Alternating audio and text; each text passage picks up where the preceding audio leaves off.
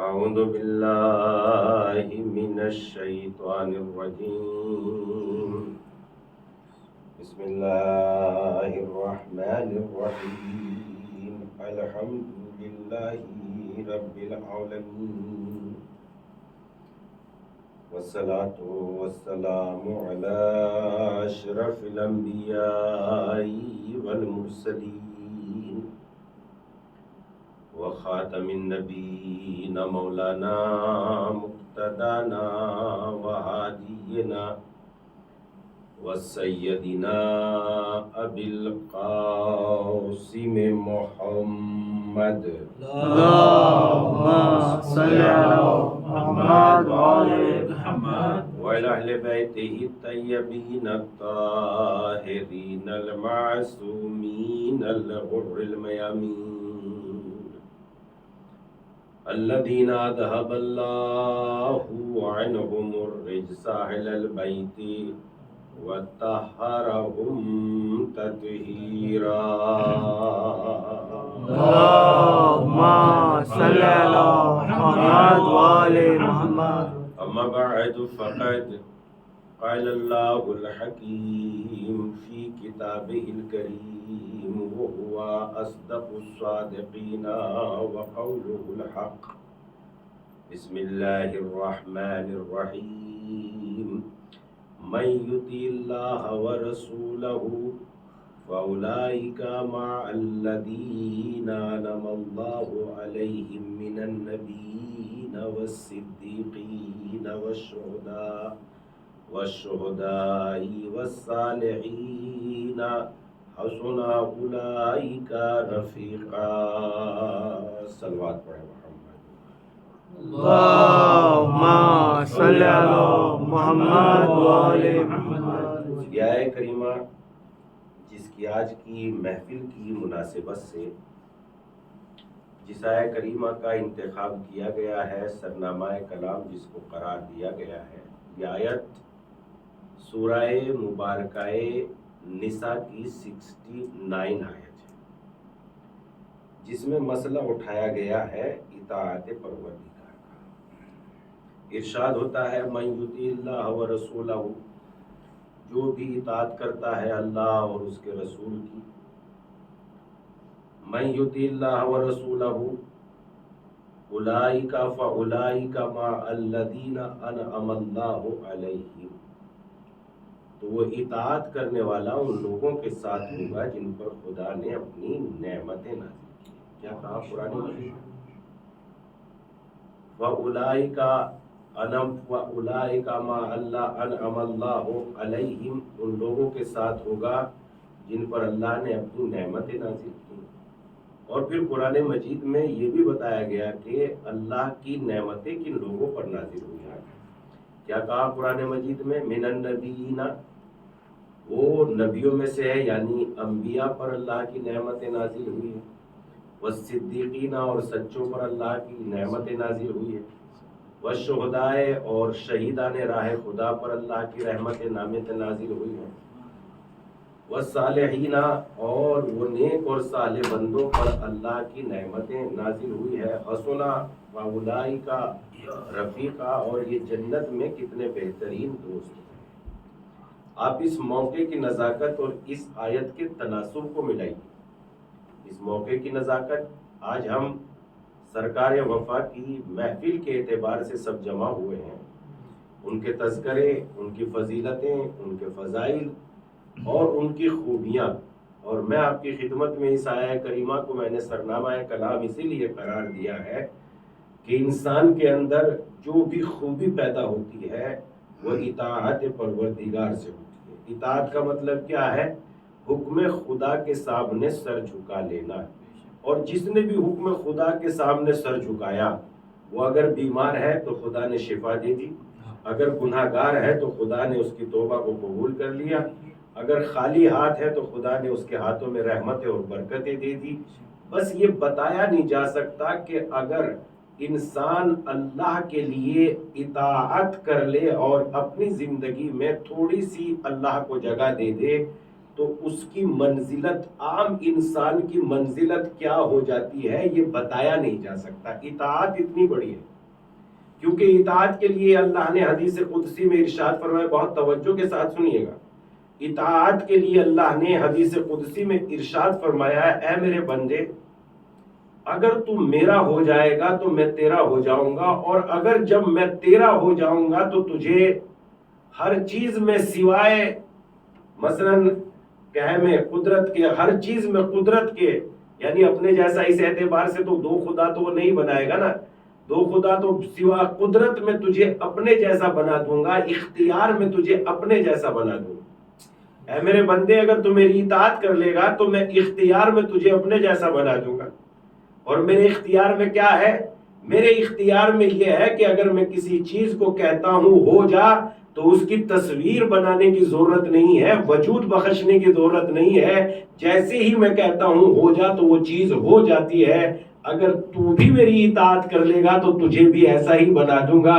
اگر تو کسی چیز کو کہے گا ہو جا تو ہو جائے گی، کہے گا چلی جا تو چلی جائے گی، کہے گا رک جا تو رک جائے گی۔ بس تیرا کمال یہ ہے کہ میری اطاعت کر لے، میری اطاعت کر لے، میری بات کو مان لے۔ اگر تو میرا ہو جائے گا تو میں تیرا ہو جاؤں گا۔ یہ بات فقط حدیث میں نہیں ہے، قرآن مجید میں بھی ہے۔ قرآن میں اللہ نے ان الفاظ میں اس بات کو اس طریقے سے دہرایا، فَاذْكُرُونِي أَذْكُرْكُمْ، اے میرے بندے اگر تو میرا ذکر کرے گا، تو مجھے یاد کرے گا تو میں تجھے یاد کروں گا۔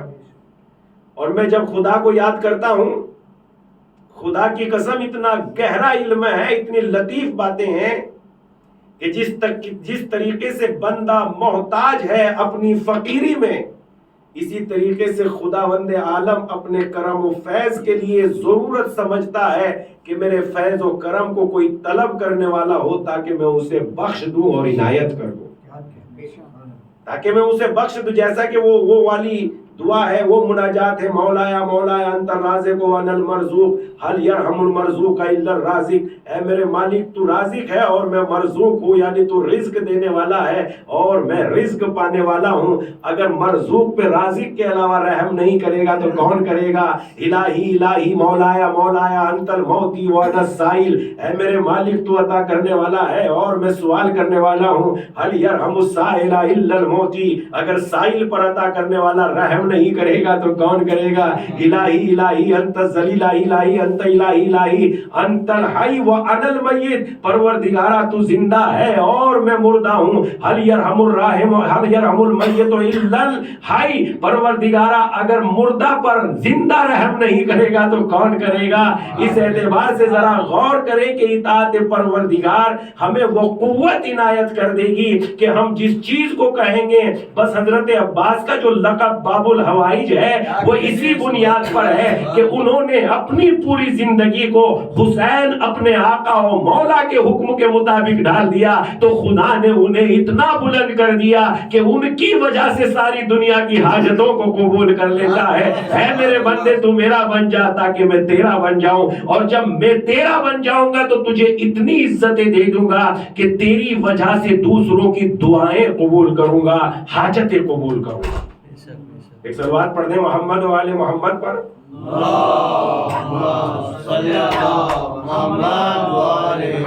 میرے بندے میں تجھے اتنی عزت دے دوں گا، اتنی اہمیت دے دوں گا، اگر تو میری اطاعت کرے گا، اگر تو میرا ہو جائے گا تو میں تیرا ہو جاؤں گا۔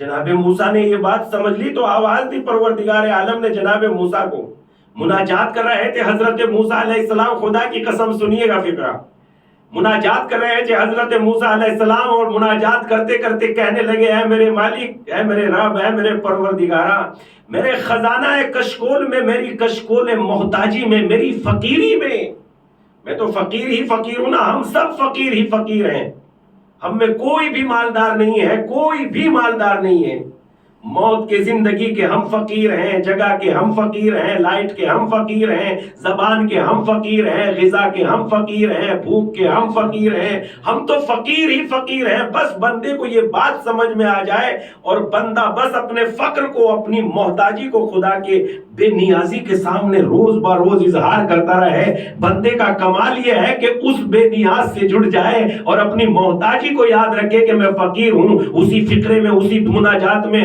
اسی مولا نے ارشاد فرمایا الہی مولایا مولایا انت الفیلا مولایا مولایا انت، کس طریقے سے پروردگارا تو عطا کرنے والا ہے، اور مولایا مولایا انت القوی وانا الفقیر، پروردگارا تو قوی ہے اور میں فقیر ہوں، اور اگر فقیر پر قوی کے علاوہ رحم نہیں کرے گا تو کون کرے گا؟ لہذا تو ہی طاقتور ہے، میں تو فقیر ہوں۔ تو اس اعتبار سے بندے کو اپنے فقر کا احتیاء وہ ہو جائے کہ میں فقیر ہوں، میں محتاج ہوں، میں ذلیل ہوں، میں حقیر ہوں، میں گناہگار ہوں، میں سائل ہوں، میں محتاج ہوں، میں میت ہوں، مردہ ہوں، میں مردہ ہوں، مجھے ایک دن مر جانا ہے۔ اگر بندے کو اس بات کا احساس ہو جائے تو اپنے پروردگار کی بارگاہ میں جب دعا کے لیے ہاتھوں کو اٹھائے گا اور اپنے اختیار کو اپنے مولا، اپنے خالق و مالک سے جوڑ دے گا، تو دنیا میں اس سے بڑا انسان نہیں ہو سکتا۔ کہنے لگے جناب موسیٰ اپنے پروردگار سے اپنے ہاتھوں کو اٹھاتے ہوئے، اے میرے مالک میں محتاج ہوں، میں فقیر ہوں، میں ذلیل ہوں۔ اور یہ بات بہت بڑے ایسی نہیں ہے کہ جناب موسیٰ نے کیوں کہہ دیا،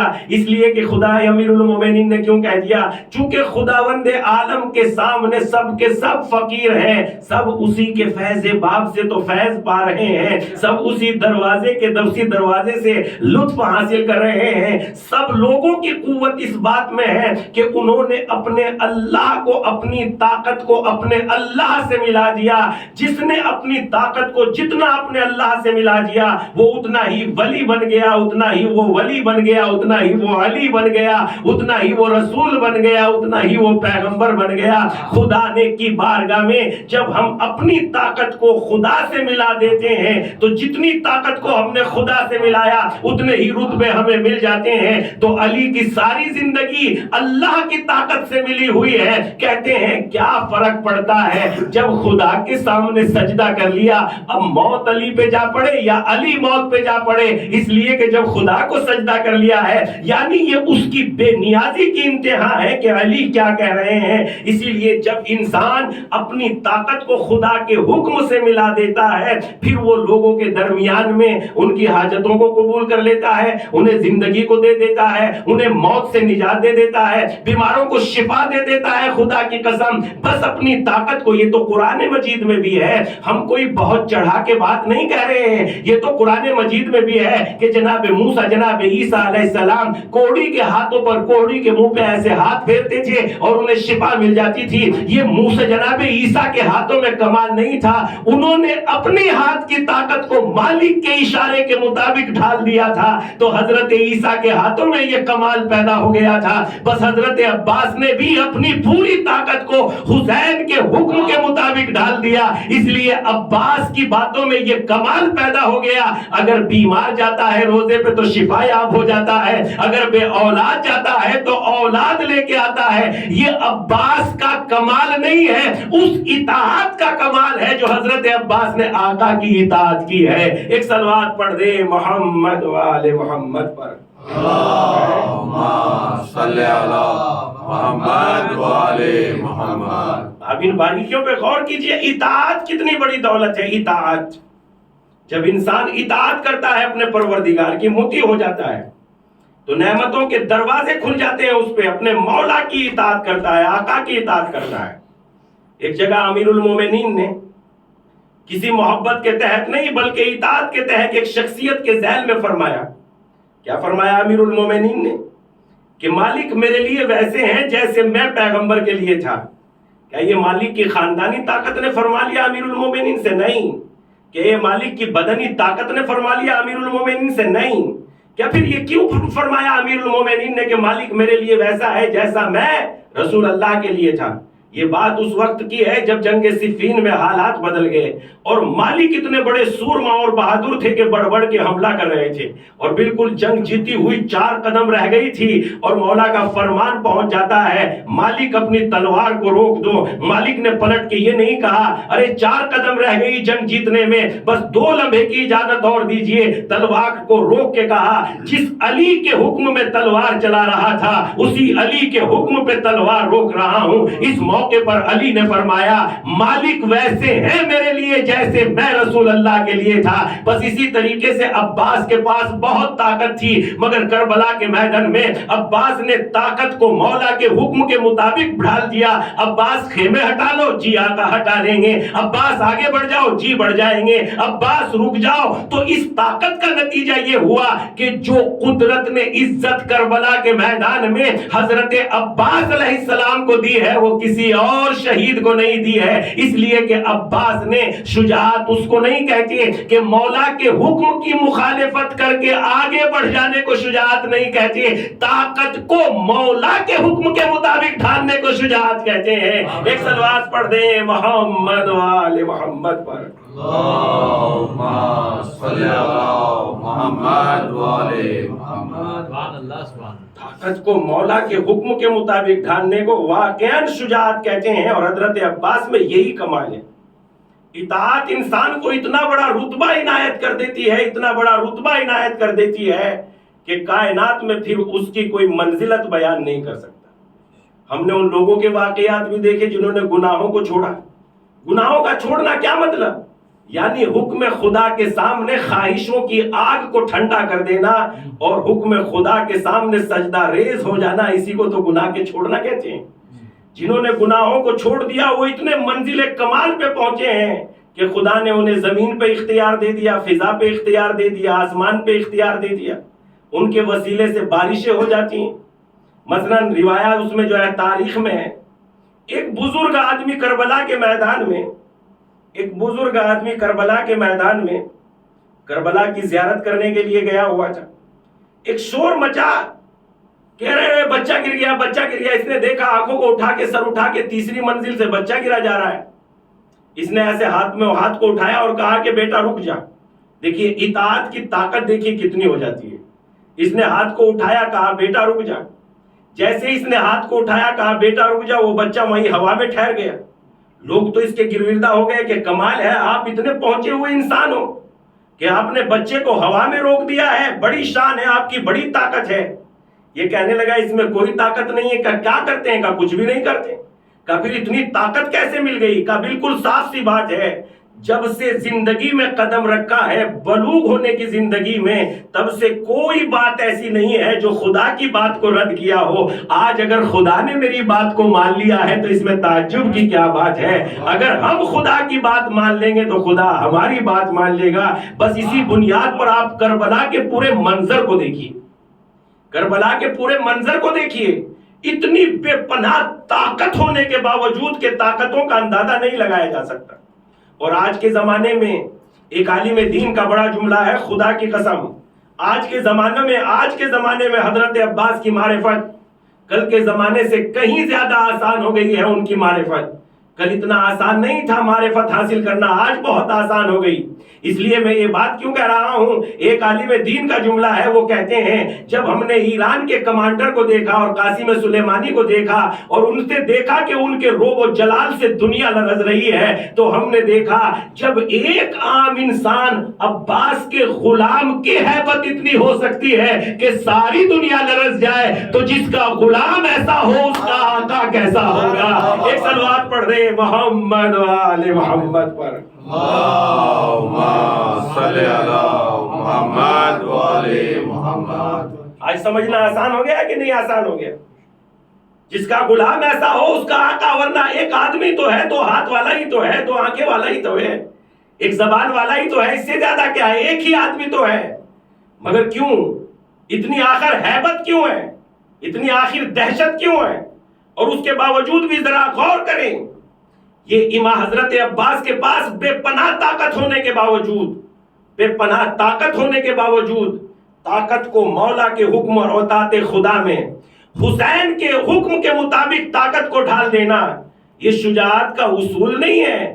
جہاں شجاعت ہوتی ہے وہاں اطاعت نہیں ہوتی، اور جہاں اطاعت ہوتی ہے وہاں شجاعت نہیں ہوتی. مگر جس جگہ میں دونوں جذبے مل جائے، اطاعت بھی ویسی ہو جیسی شجاعت ہے، شجاعت بھی ویسی ہی ہو جیسی اطاعت ہے، اسی جذبے کے ملے ہوئے کو حضرت عباس کہتے ہیں. خدا کی قسم ایک صلوات پڑھ دیں محمد و آل محمد پر. اللہم صلی علی محمد و آل محمد. اسی جذبے کو، اسی شخصیت کو حضرت عباس، اس لیے کہ شجاعت بے پناہ طاقت، اور اس طاقت کے اعتبار سے کربلا کے مارکے میں دیکھیں کہ اس طاقت کا استعمال کیسا ہے. اور جب اس طاقت کا استعمال اللہ کے لیے، اپنی طاقت کو اختیار کر لیا اللہ کے لیے، اور پھر اللہ نے کیا رتبے دیے؟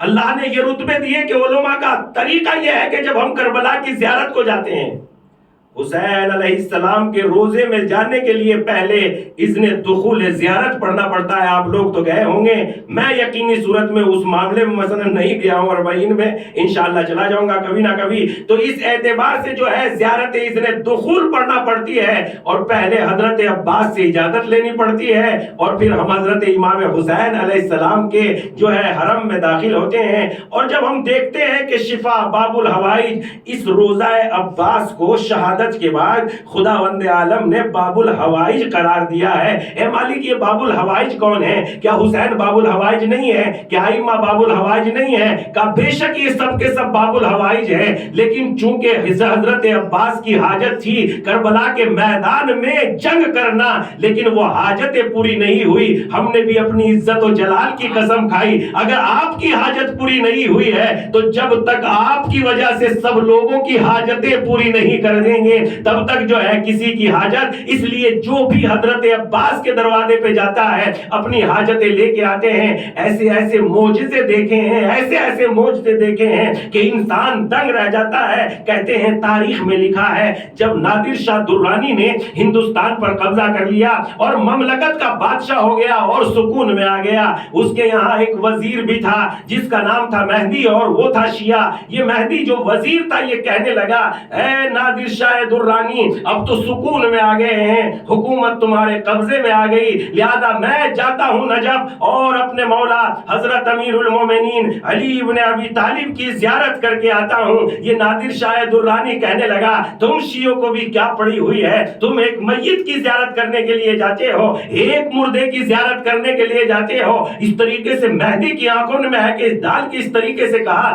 جناب مہدی نے تمہیں کیا پتا اس زیارت میں کیا رکھا ہے. آج بھی اس حرم کی اتنی عزت ہے کہ نجیس چیز داخل نہیں ہو سکتی. کہا اچھا تمہارے آقا کے حرم کی اتنی عزت ہے کہ نجیس چیز اس میں داخل نہیں ہو سکتی، چلیے ہم بھی چلتے ہیں. نادر شاہ درانی بھی تیار ہو گیا چلنے کے لیے. اب جو اس نے کچھ کتے بندھوائے زنجیروں میں اور کچھ شراب رکھی اپنے بیگ میں، مگر جیسے ہی جو ہے حرم کے حدود آئے ویسے ہی زنجیر توڑنے کے لیے وہ کتا تیار ہو گیا. یہ ادھر کھینچتے ہیں وہ ادھر بھاگ جاتا ہے. اس پہ بات ثابت ہو گئی کہ نجیس جانور داخل نہیں ہو سکتا. اس نے کہا اسے چھوڑ دو، لیکن مہدی کی آنکھوں میں آ کے ڈال کے کہنے لگا تم نے تو یہ کہا تھا نجیس چیز داخل نہیں ہو سکتی، چلیے کتا تو داخل نہیں ہوا، یہ شراب تو آ گئی ہے ہمارے کپڑوں میں رکھی ہوئی، ہمارے بیگ میں رکھی ہوئی. کہا بادشاہ سلامت ذرا کھول کے تو دیکھیے. اب جو کھولی گئی تو سرکہ بن چکی تھی. شراب نجیس ہوتی ہے، سرکہ نجیس نہیں ہوتا. ایک صلوات پڑھ دے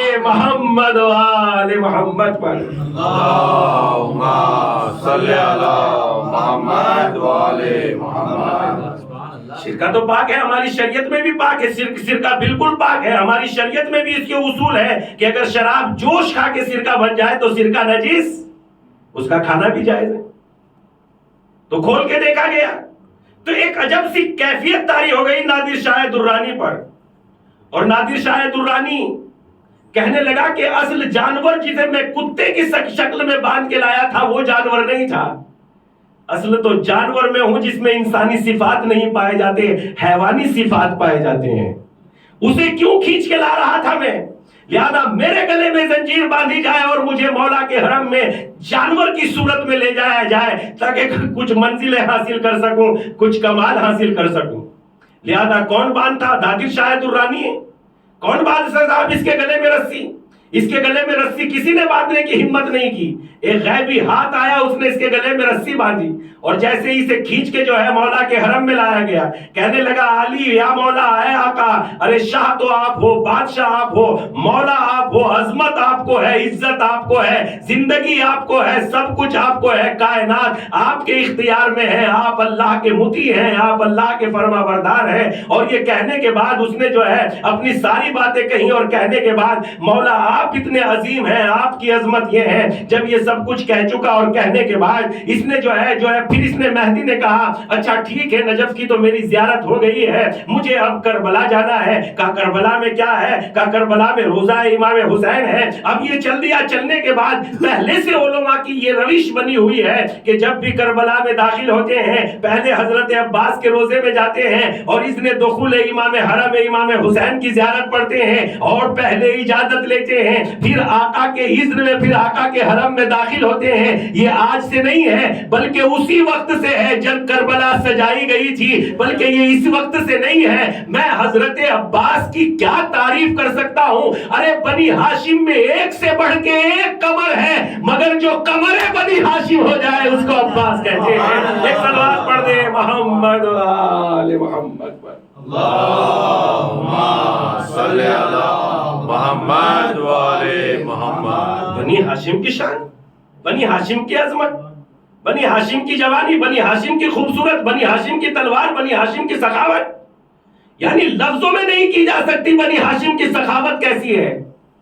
بنی ہاشم کی سخاوت اتنی عظیم ہے, حضرت عبد المطلب کے لیے تاریخ میں لکھا ہے یطعم الطیر, دنیا کے انسانوں کو دسترخوان پہ بٹھانے والے سارے کریموں کو دیکھا, مگر اڑتے ہوئے پرندوں کو فضا میں گوشت کاٹ کے پہاڑوں پہ رکھ دینا, پرندوں کا خیال کرنا, یہ فقط حضرت عبد المطلب کی شان میں دیکھا. آپ ابو طالب آپ دیکھیے ہاشم کی کیا, مثلا ہاشمی گھرانے کا کیا انداز اختیار ہو سکتا ہے, کیا بیان ہو سکتا ہے. ہاشمی شان حضرت عبد المطلب رکھ دیے تھے, گوشت کاٹ کے جانوروں کو ذبح کر کے پہاڑوں پہ رکھ دیا کرتے تھے تاکہ اللہ کے پرندے, اللہ کے جو ہے پرندے بھی بھوکے نہ رہ جائیں. لوگوں کو 4 روٹی دسترخوان پہ بٹھا کے کھلانا آسان ہے, مگر فضا میں اڑنے والے پرندوں کا خیال کرنا یہ حضرت ابو طالب نے سکھایا, حضرت عبد المطلب نے سکھایا. لہذا ہاشمی جوان.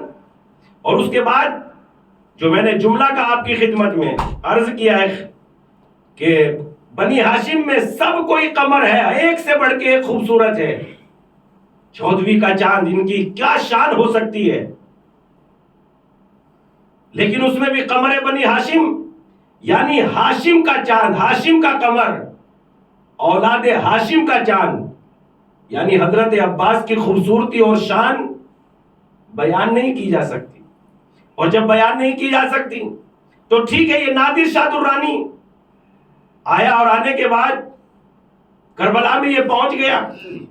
اب اس نے کہا پہلے اس روزے میں چلیں گے, اور اس روزے میں جانے کے بعد, بلکہ میں یہ کہنا چاہ رہا تھا کہ یہ اذن دخول زیارت آج ہی نہیں ہے, علماء کی روش نہیں ہے, بلکہ امام حسین علیہ السلام کی حفاظت کے لیے حضرت عباس علیہ السلام اپنی پوری زندگی حضرت عباس علیہ السلام نے آقا کی خدمتوں میں گزاری ہے. خدا کی قسم آقا کی خدمت میں گزاری ہے, آقا کی خدمت میں. جب کبھی امام حسین مدینے میں نکلتے تھے تو امام حسین کی شان یہ ہوتی تھی کہ دائیں حضرت عباس چلتے تھے اور بائیں جناب علی اکبر چلتے تھے, اور یہ شان کا منظر ہوتا تھا کہ لوگ اور مثلا نکل آتے تھے گلیوں میں ان کی زیارت کرنے کے لیے, اور ایک عجب سی شان ہوتی تھی. مدینہ ان کی خوبصورتیوں سے معطر ہو جایا کرتا تھا. اور یہی حال ہم نے میدان کربلا میں دیکھا. جب لجام فرس پر حر نے ہاتھ ڈالا تو ایسا نہیں ہے کہ ہم قمر بنی ہاشم کہیں دور ہوں, اور میدان کربلا میں بھی یہی دیکھا کہ سب کی حفاظت کے لیے حضرت عباس یقیناً سب کی حفاظت کا قلعہ بنے ہوئے تھے. تو اسی زمانے سے یہ روش چلتی ہوئی آ رہی ہے. اب شہادت کے بعد بھی علماء نے یہی طریقہ اختیار کیا, جب کوئی زیارت کرنے کے لیے جاتا ہے تو پہلے حضرت عباس کی زیارت کرتا ہے تاکہ اجازت لے سکے حسین کے حرم میں داخل ہونے کے لیے. اب یہ جو ہے نادر شاہ درانی اور یہ ان کا کا جو وزیر مہدی، اس نے کہا پہلے کہا یہ کون ہے؟ کہا یہ حضرت عباس ہے، بس ابھی بتانے ہی والے تھے۔ کہا ان کا لقب کیا ہے؟ کہا ان کا لقب باب الحوائج ہے، ابھی یہ بتانے ہی والے تھے کہ ایک شور مچا، اور ایک شور مچا تو کیا دیکھتے ہیں؟ کہا کیا ہوا؟ کہا کوئی آیا ہوگا فریاد کرنے والا فریادی۔ اب جو دیکھتے ہیں تو ایک جوان ہے جو بے پناہ فریاد کر رہا ہے۔ کہا معاملہ کیا ہے؟ یہ نادر شاہ درانی اس کے نزدیک آیا۔ کہا معاملہ کیا ہے؟ کہا معاملہ ایسا ہے کہ میری شادی ہو رہی تھی اور میں اپنی دلہن کو لے کے جا رہا تھا، راستے میں کچھ چور آئے اور انہوں نے میرا مال و اسباب بھی لوٹ لیا۔ مال و اسباب کی تو کوئی بات نہیں ہے، مگر انہوں نے میری زوجہ کو بھی لے گئے ہیں، مجھے بڑا افسوس ہے، میں اپنے آقا سے شکایت کرنے کے لیے آیا ہوں۔ مرتبہ نادر شاہ درانی نے کہا آرام سے بیٹھ جاؤ، کل تمہاری زوجہ تمہارے گھر پہنچ جائے گی۔ کہا میں تمہاری بات پہ بھروسہ نہیں کر سکتا، اس لیے کہ میں کمزور کی بات پہ کیوں بھروسہ کروں؟ جس کے پاس طاقتور مولا ہو وہ کمزور کے دروازے پہ کیوں چلا جائے؟ ایک صلوات پڑھ دے محمد محمد پر۔ اللہم صلی علی محمد وعلی محمد۔ 31 منٹ ہو گیا ہے اور طے تو یہی پایا ہے کہ انشاءاللہ دھیرے دھیرے آرام سے، چونکہ میرا نظریہ یہ ہے کہ کسی بھی عبادت کو اپنے سر پر زحمت نہ ہونے دو۔ عبادت تب تک عبادت ہے جب تک برداشت ہو سکے۔ کیا کہا قرآن میں اللہ نے؟ لا نکلف نفسا الا وسعها۔ ہم کسی نفس کو اتنی تکلیف نہیں دیتے جو اس کی برداشت سے باہر ہو جائے۔ جب خدا نے ہماری بندگی کا خیال رکھا ہے تو ہم آپس میں بندوں کا خیال کیوں نہ رکھیں؟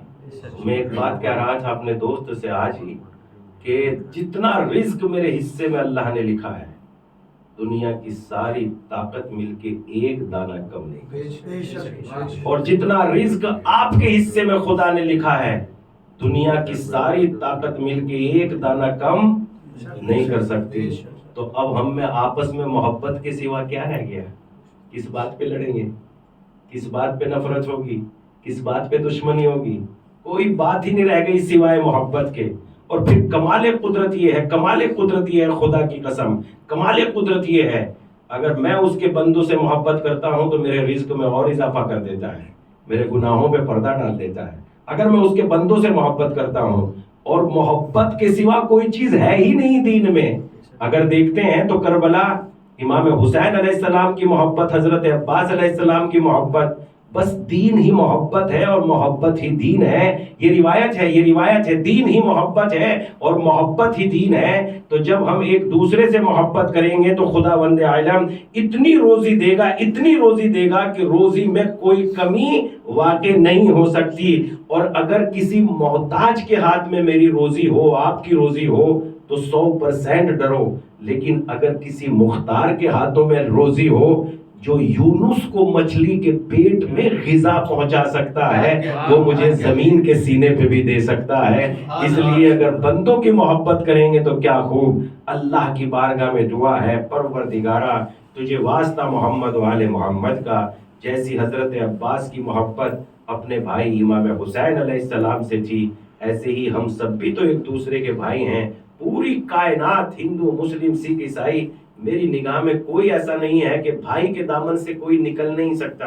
دلیل ہے میرے پاس، کیا دلیل ہے آپ کے پاس؟ آپ پوچھیں گے آپ کے پاس دلیل کیا ہے؟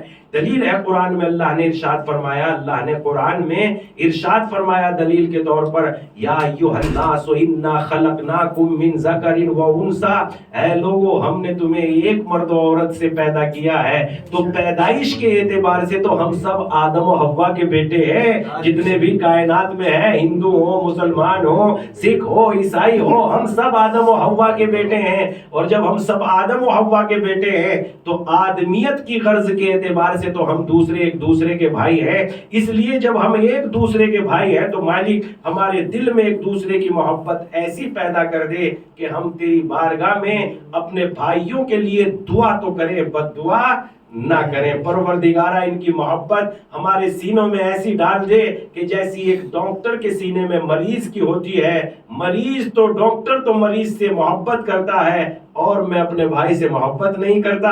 مالک مجھے بھی دینداری کا سلیقہ عنایت فرما دے, بھائیوں کی خدمت کرنے کی توفیق عنایت فرما دے, مخلوق خدا کی خدمت کرنے کی سعادت عنایت فرما دے. پروردگارہ جو بھی ہو, جو بھی میرے سامنے آئے, میں کسی فرقے اور کسی کو جو ہے ذات پات میں تقسیم نہ کروں, بلکہ اس کی ضرورتوں کو ہم پورا کر سکے ایسی توفیق عنایت فرما دے. پروردگارہ ہم تو حضرت عباس کے روزے سے بھی دیکھ رہے ہیں, وہاں فقط شیعوں کو نجات نہیں ملتی بلکہ جو چلے جاتے ہیں سب کو نجات مل جاتی ہے. مالک جب باب الحوائج بھی ویسا ہی کر رہے ہیں تو ہمیں بھی توفیق دے کہ ہم آپس میں اپنے بھائیوں کی خدمت کر سکیں, ایسی سعادت عنایت فرما. آقا کے ظہور میں تعجیل فرما, ہمیں ان کے آوان و انصار میں شمار فرما. ربنا تقبل منا انك انت السميع الدعاء.